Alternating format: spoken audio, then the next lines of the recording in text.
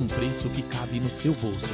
Não perca nosso sábado de feira, Avenida Dona Laurinda, número 449, com estacionamento para o seu veículo. O telefone é o 4693-3100. Mago, o supermercado da família guararimense.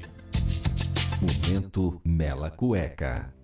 Domingo ao meio-dia aqui na Mega, você ouve 3 músicas suaves e românticas para você dançar com o amor da sua vida. Momento Mela Cueca. Domingo ao meio-dia no programa Mega Festa. Amiga, anda logo, vamos perder o ônibus. Calma, menina. Só vai passar aqui no ponto daqui a 12 minutos. Fique tranquila. Mas, peraí, daqui a 12 minutos? Você faz previsão agora? Quando eu consigo namorado? Não é nada disso, amiga. Olha só que praticidade. É só você baixar o aplicativo Citamob, que traz as informações em tempo real, como previsão de chegada do ônibus no ponto onde você está, os itinerários, as linhas e paradas em cada região da cidade. Nossa! Achei que você era uma vidente. Se você não atravessar rápido, vejo que o ônibus vai te pegar. Citamob, o app que veio para facilitar a vida do guararimense. Prefeitura de Guararema. Pega, pega, tudo de bom. Pega. Começa agora na Mega FM o programa Espertos como Serpentes, com a apresentação de José Freire, fatos do cotidiano, variedades e conselhos para o público jovem. Você acompanha aqui. Uma diversificação entre as comunidades humanas é essencial para a provisão de incentivo e do material para a odisseia do espírito humano. Outras nações de hábitos diferentes não são inimigas, são dádivas do céu. Uma boa tarde a todos. Meu nome é José Freire, apresentador do programa Espertos como Serpentes. Fico muito feliz novamente de estar dando início a mais um programa. Nós aqui da Mega FM e eu particularmente, nós agradecemos pelo prestígio que temos recebido dos nossos espectadores, tanto pelo rádio como por meio das mídias sociais. Estamos muito felizes com o prestígio que estamos recebendo e ficamos à disposição. Caso tenha alguma crítica, sugestão para o programa, a gente fica aqui à disposição para atendê-los da melhor maneira possível. Então, antes de dar início ao tema do programa de hoje, eu quero recapitular algumas coisas que eu falei no programa anterior para que nós tenhamos mais clareza sobre os temas que nós vamos trabalhar hoje. Então, sobre o que foi o programa passado? Eu disse que agora a gente vai entrar numa série que eu chamei de série cultural, digamos assim, né? A gente vai estudar um pouco a cultura, particularmente a cultura brasileira. Particularmente o estado em que a cultura brasileira se encontra no presente momento e como ela chegou a esse estado. Então, no programa passado, eu introduzi para vocês a obra de um filósofo brasileiro, infelizmente pouco conhecido, chamado Mário Ferreira dos Santos. E ele era um filósofo de conhecimento enciclopédico, pode-se dizer, e eu analisei alguns aspectos de uma pequena obra dele chamada A Invasão Vertical dos Bárbaros. E o que eu falei para vocês? Que, segundo Mário Ferreira dos Santos, existem 2 tipos de invasão pela qual um país pode passar. Existe a invasão horizontal, com a qual todos já estamos relativamente familiarizados, que seria a ocupação militar de um território por um povo estrangeiro. Mas o Mário Ferreira introduz uma nova categoria. Na verdade, ele não introduz, ele resgata essa ideia de um pensador alemão e ele vai falar sobre essa invasão vertical dos bárbaros. Bárbaro, na acepção que ele usa a palavra, seria toda aquela pessoa pouco culta, aquela pessoa que não é civilizada. E, segundo ele, já na década de 60 havia em curso um processo de barbarização da cultura brasileira. E eu tentei mostrar para vocês, por meio do livro do Mário Ferreira dos Santos e de alguns comentários também do Ariano Suassuna, em que medida a análise, o diagnóstico deles estava correta. E eu acredito que está muito correto, e desde a década de 60 para cá, esse processo de barbarização ele tem se acentuado, especialmente no que a gente chama de cultura popular, aquilo que está sendo transmitido pela TV, pela grande mídia e pelos principais meios de comunicação em todo o Brasil. Hoje eu vou falar um pouco mais continuar falando sobre cultura, e investigar um pouco mais o significado desse termo, que é algo um tanto quanto obscuro, né? O que é cultura exatamente? É uma palavra que está na boca de várias pessoas, mas a gente não tem uma noção muito clara, muitas vezes, do que a gente está falando quando falamos sobre cultura. E para entender um pouco melhor o significado dessa palavra, eu vou usar esse livro aqui, chamado Notas para a Definição de Cultura, escrito pelo poeta americano T.S. Eliot, publicado pela editora Realizações. Então, a primeira coisa a reconhecer é que cultura é uma palavra polissêmica, ou seja, uma palavra que tem vários significados. Então, como que a gente começa a pensar sobre a palavra cultura? A maneira como T.S. Eliot fez, aí, uma breve biografia. T.S. Eliot foi um poeta anglo-americano que nasceu em 1888 e faleceu em 1965. E ele é considerado por muitos um dos grandes poetas de língua inglesa do século XX e deixou uma marca significativa na poesia anglo-americana. Mas ele não escreveu simplesmente poesia, ele também escreveu textos para pensar sobre a cultura, sobre sociedade, e uma das obras dele é justamente essa, Notas para a Definição de Cultura. Então a gente pode pensar na cultura, primeiramente, em vários níveis, em 3 níveis para ser mais específico. A gente pode pensar na cultura no nível individual, no nível comunitário e no nível social. Então eu vou começar a pensar primeiramente na cultura no âmbito individual. E para isso talvez seja interessante a gente começar a pensar quais são as palavras que compõem na verdade, sim, se existem outras palavras que se aproximam da grafia da palavra cultura e se a cultura é usada para se formar outras palavras. Então, à minha mente vem 2 palavras, cultivar e a palavra agricultura. Eu acho que pensar em agricultura primeiro vai ser mais fácil para a gente entender o que significa cultura na acepção que nós usamos no nosso dia a dia, quando a gente fala que a cultura brasileira acabou, ou a gente está vivendo um período de decadência. Então, antes de pensar na cultura do ponto de vista, digamos assim, sociológico e político, a gente pode pensar na cultura como sendo agricultura. Então, o que seria o trabalho propriamente de um agricultor? Agricultor é aquela pessoa que seleciona uma cultura específica, a cultura das hortaliças, por exemplo. Ele cultiva essas hortaliças. Como que ele cultiva? Ele planta a semente no solo, ele assegura que a semente receba uma certa quantidade de água, de adubo, herbicidas, e o produto de todo o cultivo bem feito é uma colheita, e a colheita acaba gerando algum tipo de fruto para o agricultor. Eu acho que essa imagem é muito boa para que a gente possa entender o que significa a cultura no âmbito da sociedade, usando dessa imagem da agricultura. Então, o que seria o solo, primeiramente, onde as sementes são plantadas? O solo seria justamente as pessoas numa sociedade. Existe um potencial em cada pessoa de se desenvolver um tipo específico de cultura. Mas esse, como eu disse, é um potencial, é algo que não foi ainda realizado. Para que ele seja realizado, essa pessoa precisa receber algum tipo de cultura que lhe é transmitida. E quem é o responsável por transmitir uma cultura? Bom, basicamente qualquer pessoa, mas existem determinadas pessoas nas sociedades que, pela posição que elas ocupam, elas acabam tendo um impacto maior. Por exemplo, um artista, um formador de opinião, um professor, um intelectual público, eles têm uma capacidade muito maior de influenciar a cultura do que qualquer outra pessoa, por conta do número de pessoas que eles conseguem influenciar, por conta das ferramentas que eles têm à disposição para realizar o seu trabalho. Então, o solo seriam justamente as pessoas que têm sim um potencial para desenvolver alguma coisa. Agora, esse potencial, ele ainda não foi realizado. Para que ele seja realizado, essas pessoas precisam receber algum tipo de cultura de outra pessoa que já tenha uma cultura. O que seria o adubo e a água? Seriam justamente os meios que os formadores de opinião, o agricultor, na minha imagem, usa para assegurar que essa cultura, gere frutos, para cultivá-la. Então a gente pode pensar no adubo e na água como sendo justamente os meios. Então como que você vai impactar o seu público?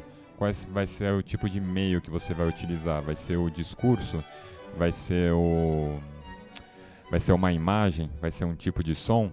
Justamente, esses são as ferramentas que o agricultor usa para assegurar que a sua cultura gere frutos. E o que seria propriamente o fruto de uma colheita no âmbito da sociedade? Seria o que a gente chama de produção cultural, algum tipo de obra de arte, seja ela literária, cinematográfica ou musical. Mas a gente não pode pensar simplesmente em obra de arte. A gente pode pensar também nos costumes de determinado povo, as regras de etiqueta, a educação em todos os seus âmbitos. Educação ao se comportar numa festa, a educação ao se comportar na mesa. Então, toda essa imagem que eu estou usando da agricultura é para ajudar a que nós entendamos como que a cultura se manifesta no âmbito sociológico. Então, você tem o solo, uma série de pessoas na sociedade que não têm a cultura, mas têm o potencial para desenvolvê-la. Elas recebem a cultura de alguma pessoa que a tem, ou seja, o agricultor nessa imagem, algum formador de opinião, professor, intelectual, artista. Para que a cultura ela acabe gerando frutos, essas pessoas elas precisam ser cultivadas.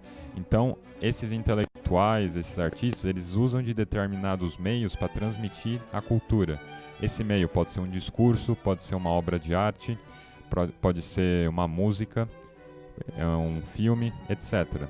E o produto de um solo bem cultivado é que esse solo vai gerar frutos. Ou seja, as pessoas na sociedade que se cultivarem, no sentido cultural da palavra, elas vão acabar gerando algum tipo de fruto para a sociedade, que pode ser uma obra artística, seja ela da natureza qual for, literária, musical, ou pode ser algo que vai acabar impactando também os costumes, a maneira como as pessoas se vestem, como elas se portam, com o tipo de língua que elas usam. Esse é o tipo de imagem para a gente entender a cultura no nível individual, como que se dá a formação de um indivíduo culto. Quando a gente fala que uma pessoa é culta, você quer dizer o quê? Que é um tipo de pessoa que se cultivou, que propositalmente acabou absorvendo uma série de símbolos culturais, manifestações culturais por meio do teatro, da música, do cinema, que fez com que ela se tornasse um indivíduo maduro, um indivíduo culto, capaz de gerar algum tipo de fruto para a sociedade. Novamente, esse fruto pode ser ou não uma obra de arte. Em geral, acaba sendo pessoas que adquiriram um certo nível de cultura, acabam repassando essa cultura por meio do seu trabalho. Mas a gente tem que entender a cultura, novamente, não somente no nível individual, mas também no nível comunitário e social. A gente pode entender a nossa cultura, como a nossa relação com a cultura como sendo a relação de um peixe com a água. Ou seja, nós nascemos numa cultura, nós estamos imersos nela. E nós somos capazes de influenciá-la, mas não somos capazes de controlá-la. O que no nível individual nós podemos fazer como pessoas? Nós podemos perseguir, almejar, adquirir e cultivar em nós mesmos um tipo de cultura. Agora, a cultura das hortaliças, por óbvio, não é o mesmo tipo de cultura da maconha. Dependendo do tipo de cultura que você cultivar em você, isso vai acabar gerando bons ou maus frutos. Não é que a gente não conhece uma árvore pelos frutos que ela gera? É justamente pelos frutos que um indivíduo gera que nós vamos conhecer a natureza dele. E no final das contas, por que é aconselhável que você se cultive como uma pessoa, com uma boa cultura? Porque isso vai fazer com que os seus horizontes de vida se expandam e que você seja capaz de vivenciar situações que você antes não era capaz de compreender e passar por um certo processo de refinamento dos seus gostos e disposições. Em termos bem práticos, eu vi uma palestra uma vez dada por um pianista naquela série TED Talks. E é um pianista que estava persuadindo a sua audiência da importância de se ouvir música clássica. E segundo ele, por que é importante uma pessoa se educar a ouvir música clássica? Ele contou a história de uma aula que ele deu na Irlanda uma vez, e ele passou uma música como tarefa para que seus alunos a escutassem. No dia seguinte, no final da aula, um aluno se aproximou e falou para ele: professor, eu agradeço muito por essa lição que o senhor passou, porque eu ouvi aquela música e foi a primeira vez que eu chorei depois de 1 ano que meu irmão foi assassinado. Então, existe alguma coisa naquela música que acabou tocando o menino de tal maneira que ele foi capaz de expressar todo o sentimento de tristeza que ele tinha por conta da morte do irmão. E foi justamente a música clássica, que fez com que alguma coisa apertasse, deu um clique na cabeça do menino e fez com que ele conseguisse expressar aquilo de alguma maneira. Então, a partir do momento em que você busca se cultivar com uma certa cultura específica, você vai promover um certo alargamento nos seus horizontes, de tal forma que você vai conseguir vivenciar e aprimorar seus gostos de tal modo que você passe a enxergar a vida e passar por determinadas coisas que nenhuma pessoa mais seria capaz de passar. Corrigindo-me, você vai ser capaz de passar por certas situações e vivenciar certas coisas que uma pessoa, nesse sentido inculta, que não quis se cultivar, vai ser incapaz. Então, a pergunta é: por que você não gostaria de aprimorar e expandir os seus horizontes? Isso vai fazer com que você, de acordo com a minha imagem, vá se amadurecer, se cultivar e gerar algum fruto bom para a sociedade em decorrência disso. E quando a gente está falando em gerar algum fruto bom, você, o indivíduo que se torna culto, ele se torna capaz de assumir o papel de agricultor, ou seja, ele vai poder transmitir a cultura a outras pessoas que ainda estão num estado inculto. E como que a gente acaba transmitindo a cultura? A gente vai saber um pouco mais disso no próximo bloco. Falhas na partida do seu carro? O consumo de combustível aumentou? Danos no filtro de combustível, nas velas e bomba do motor? Perda de potência? Xiii! Acho que está na hora de abastecer em um local de confiança, hein? Vá até os postos da rede Petrobras em Guararema. Neles, você encontra combustível com qualidade garantida, além da maior linha de óleos, filtros e aditivos da cidade. E pode confiar, lá não entra gasolina formulada. São 3 postos de confiança na cidade. No bairro Ipiranga, o Alto Posto Reino Sol está localizado na Avenida Antônio Teixeira Muniz, número 1810. No Itapema, você encontra o Alto Posto Porta do Sol, na Avenida Doutor Ademar de Barros, número 662. E no centro está o Alto Posto Manhãs do Sol, Rua Marcondes Flores, número 500. Rede Petrobras. Além da honestidade e tecnologia, o prazer em bem servir. Música boa, informação e bom humor. Você pode ouvir no mesmo programa. Mega Festa. Domingo às 10 da manhã, ao vivo. Vem pra festa. Mega. Diferente e surpreendente.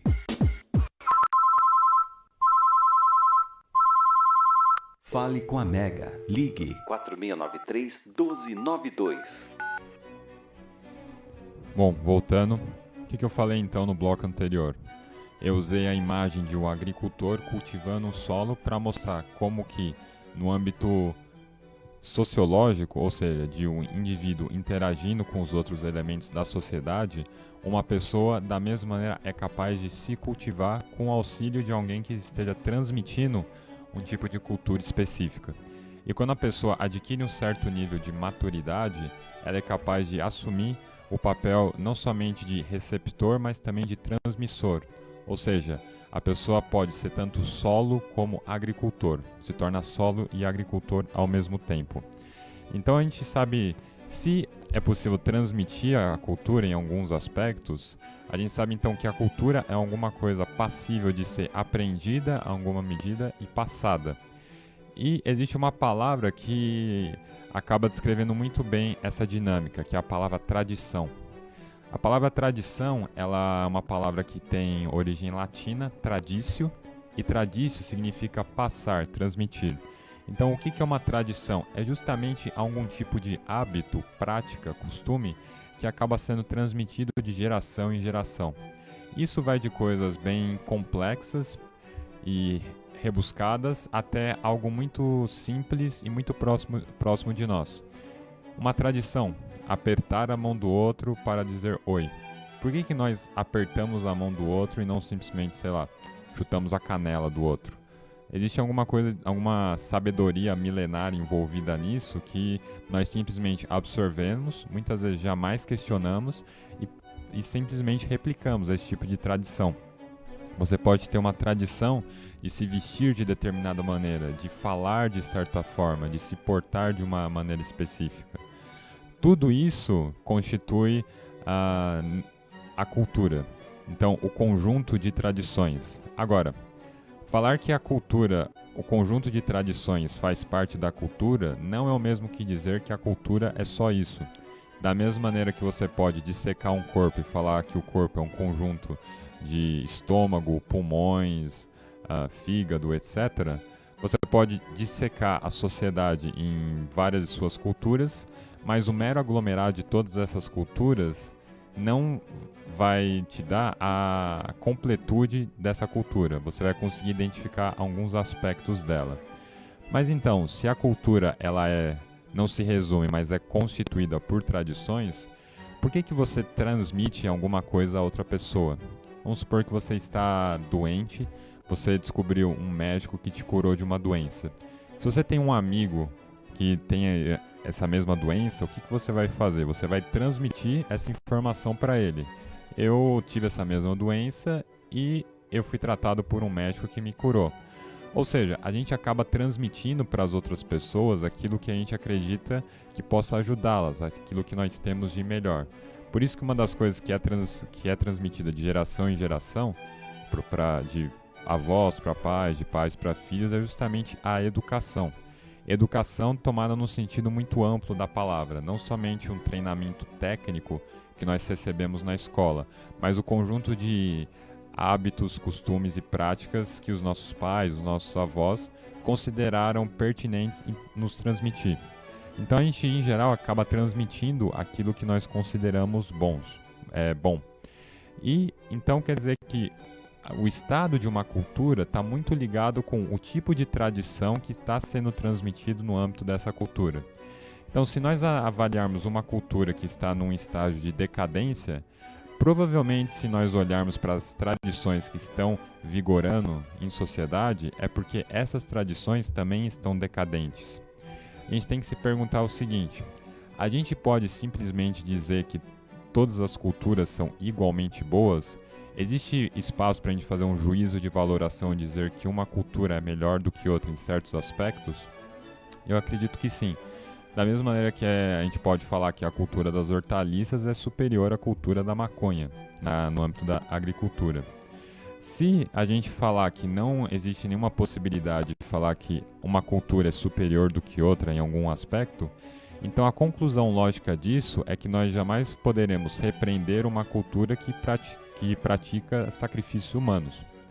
Então, se a gente não parte do pressuposto que existe o melhor e o pior, o bom e o mal, o feio e o belo, basicamente você acaba tendo aquela expressão que é título do livro de um psiquiatra inglês: qualquer coisa serve.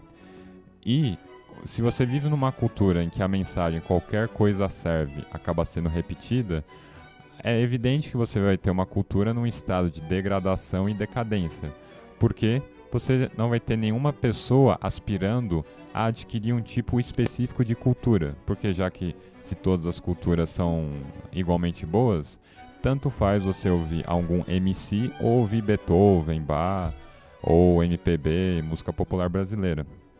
Essas são as consequências de você falar que não existe nenhum tipo de juízo de valoração que nós podemos fazer com relação à cultura, com relação a ações também. Então, quais são alguns critérios que a gente pode utilizar para avaliar uma cultura? 2 critérios que não são os únicos, mas eu acredito que são um bom ponto de partida. Primeiro, tempo. Em geral, uma cultura robusta, uma cultura saudável, ela consegue se perpetuar no tempo, justamente porque ela é capaz de sedimentar tradições que acabam sendo transmitidas durante várias gerações. Então, se alguma coisa existiu durante muito tempo e continua existindo, Não significa que isso deve existir para sempre, mas que nós devemos ter muito cuidado ao avaliar e ter um certo tipo de reverência com relação a essa tradição. Segundo, a gente conhece uma árvore pelos seus frutos. Da mesma maneira, a gente pode conhecer o grau, em que grau uma cultura é saudável pelo tipo de fruto que ela acaba produzindo. Fruto no sentido de o tipo de roupa que é usada, os tipos de costumes que são praticados, o tipo de literatura, de música, de obra teatral e cinematográfica que acaba sendo consumido numa determinada sociedade. Percebam que interessante.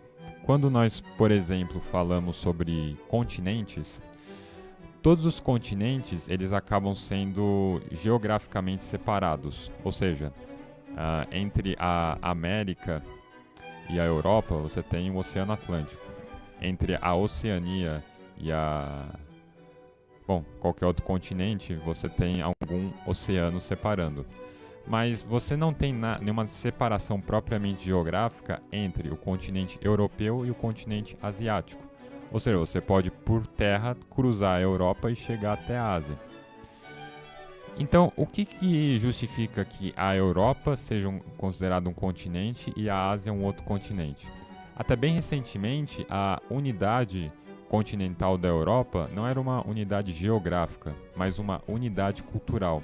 Ou seja, chegou-se à compreensão de que a Europa era uma região que tinha uma unidade cultural distinta da Ásia.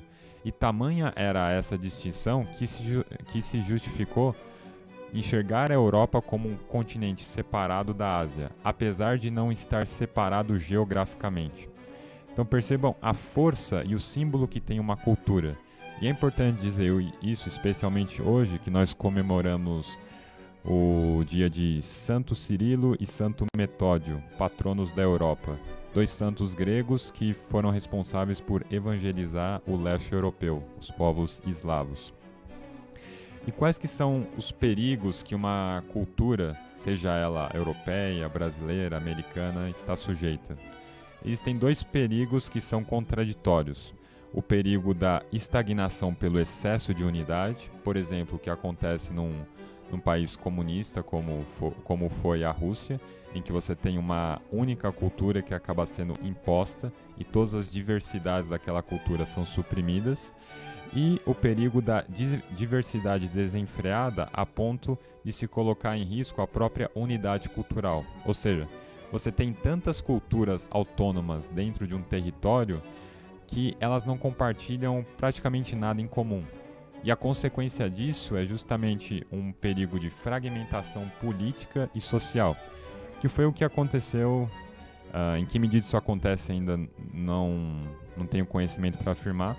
No sul dos Estados Unidos, antes dos movimentos pelos direitos civis na década de 60, em que você tinha propriamente uma cultura de negros e uma cultura de brancos, em que havia vários espaços que inclusive não eram compartilhados. E, bom, como que a gente resolve esse problema o excesso de unidade que leva à estagnação e o excesso de diversidade que leva à fragmentação? Bom, a gente tem que alcançar algum tipo de equilíbrio entre essas duas coisas. E o Brasil acabou, acredito que não propositalmente, mas historicamente, adotando uma solução bem interessante para a questão pós-escravidão. Então, como que você assegura que uma sociedade em que havia uma clara divisão entre livres e escravos, entre brancos e negros, não entrasse em colapso após a abolição da escravidão, como aconteceu com a sociedade americana no Sul?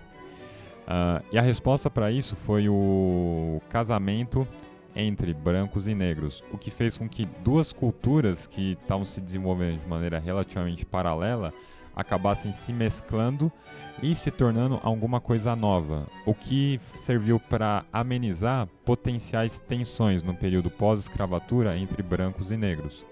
Algo que foi muito diferente nos Estados Unidos, em que não houve e até hoje não existe ainda uma vasta cultura de casamento entre brancos e negros, e a consequência disso é que você acaba desenvolvendo culturas distintas a tal ponto que elas pouco tem de relação uma com a outra. E quando você tem duas culturas se desenvolvendo no mesmo território e não existe muita relação entre elas, a consequência é que haja conflitos. E esses conflitos, conflitos armados, inclusive, que foi o que aconteceu no final do século XIX até meados do século XX, em estados como Mississippi, Alabama, aquela região que o pessoal chama de Deep South, aquele sul profundo mesmo.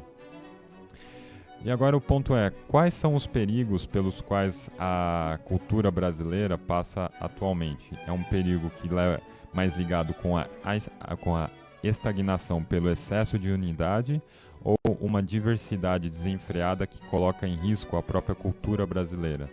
Se nós falamos numa cultura brasileira, se ela realmente existe, é porque existem elementos mínimos que conferem unidade a esse tipo de cultura. E a pergunta que eu deixo é, quais são esses elementos que constituem a unidade do que nós chamamos hoje de cultura brasileira? Isso fica um tema para ser explorado nos próximos programas. Meu nome é José Freire, sou apresentador do programa Espertos como Serpentes. Tenham um excelente final de semana, fiquem com Deus e até semana que vem. Até mais!